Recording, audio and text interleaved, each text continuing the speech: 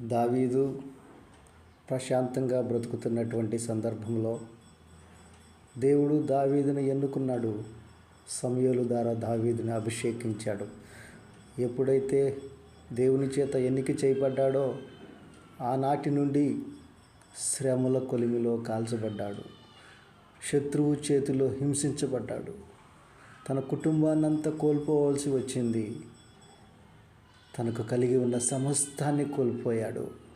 చివరికి కన్నీటితో దేవుణ్ణి వేడుకున్నాడు, అయినా సహాయం రాలేదు.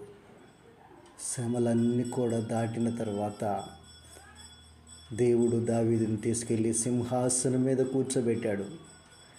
నీకు కూడా శ్రమలు కలిగినాయా? శ్రమలో ఓపికతో ఉండు. సింహాసనం దేవుడు నిన్ను ఎక్కిస్తాడు. నీ శ్రమను ఆశీర్వాదంగా దేవుడు మారుస్తాడు. Praise the lord.